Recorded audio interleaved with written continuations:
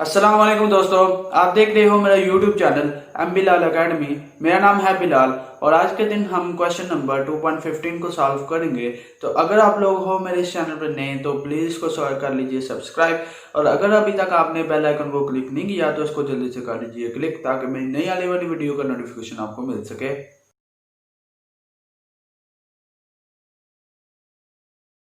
तो क्वेश्चन 2.15 में वो कहता है कि एक लोड है 10 न्यूटन का, जिसको आपने सस्पेंड किया है क्लॉथ लाइन के साथ। ठीक है, this distorts the line so that it makes the angle 15 degree with the horizontal. तो लाइन जो क्लॉथ लाइन है उसमें एक डिस्टॉर्शन होती है, जिससे जो एंगल बनता है वो 15 डिग्री का होता है। उसने कह दिया कि हर एक एंड पे होता है। तो find the tension in the cloth line. तो क्लॉथ लाइन में जो टेंशन बन रही है उसको आपने कैलकुलेट करना है। सबसे पहले एक क्लॉथ लाइन को आप कंसीडर कीजिए, और अगर एक मैं लोड है जिसका वेट जो है वो 10 न्यूटन का है, वो मैं एक रस्सी के जरिए इस क्लॉथ लाइन से कनेक्ट करता हूँ।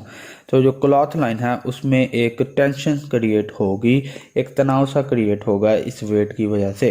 और जो डिस्टॉर्शन क्रिएट हुई है उसने कहा कि उस डिस्टॉर्शन की वजह से जो एंगल बनता है वो 15 डिग्री का है। तो दोनों एंड्स पे जो एंगल बन रहा है वो 15 डिग्री का होगा। अब जो वेट है वो डाउनवर्ड एक्ट कर रहा है, और जो टेंशन्स हैं जो कि क्लॉथ लाइन में बनी हैं वो होगी T1 और T2, और हमने जो टेंशन इन द स्ट्रिंग है वो ही फाइंड आउट करनी है।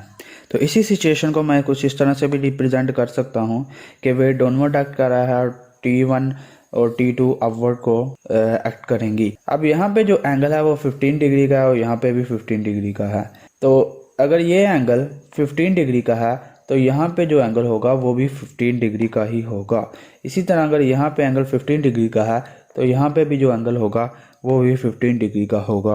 अब ये जो T1 है, टेंशन T1, इसका कुछ साया पड़ेगा हॉरिजॉन्टल एक्सिस पे, जिसको मैं T1 एक्स से रिप्रेजेंट कर रहा हूँ।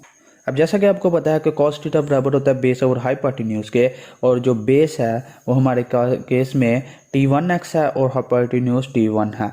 तो T1x को मैं T1 cos थीटा भी लिख सकता हूँ, तो इसीलिए यहाँ पे मैं T1 cos थीटा लिख रहा हूँ। इसी तरह जो T2 का हॉरिजॉन्टल एक्सिस पे साया पड़ेगा, प्रोजेक्शन पड़ेगा, वो होगा T2x, यानी कि T2 का हॉरिजॉन्टल कंपोनेंट होगा T2x।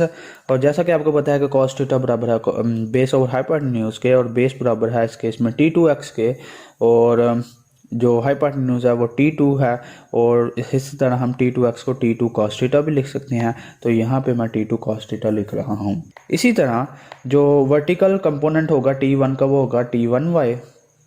इसी तरह T2 का जो वर्टिकल कंपोनेंट होगा वो होगा T2y। अब साइन थीटा बराबर होता है परपेंडिकुलर और हाइपोटेन्यूज के।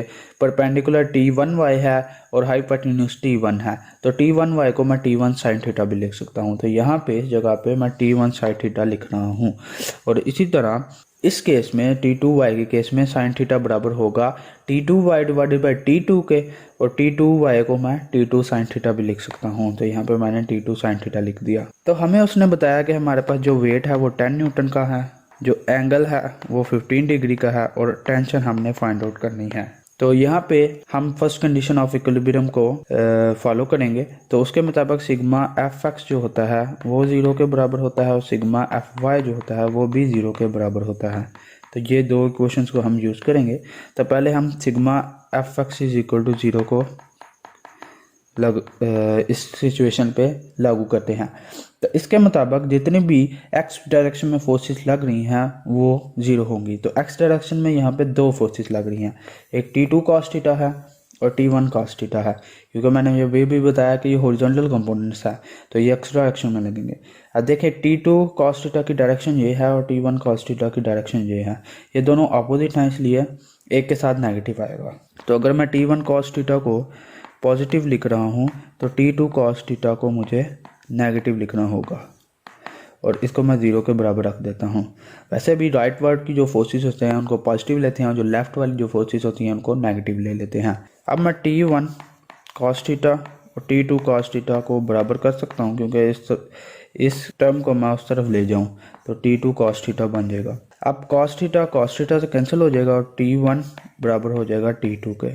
तो ये चीज़ आपने याद रखनी है।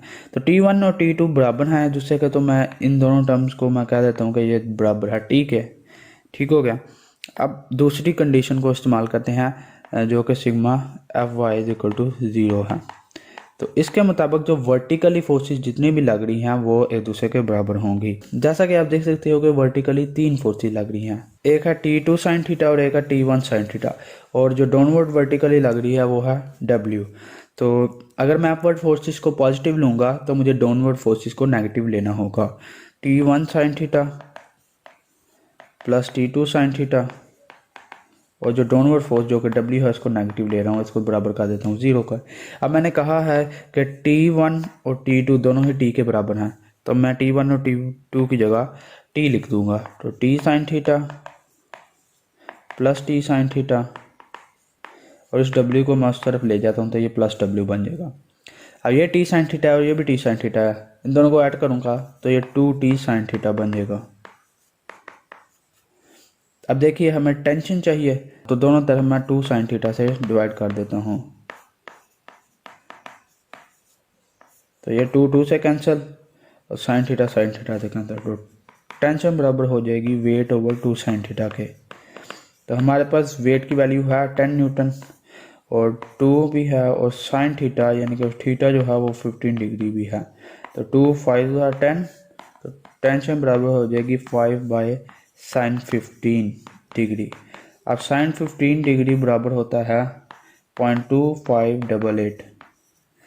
तो इसको जब आप डिवाइड करोगे तो आंसर आ जाएगा 19.3 न्यूटन। तो उम्मीद करता हूँ कि मेरे आज के इस लेक्चर से आपको 2.15 क्वेश्चन को सॉल्व करना आ गया होगा।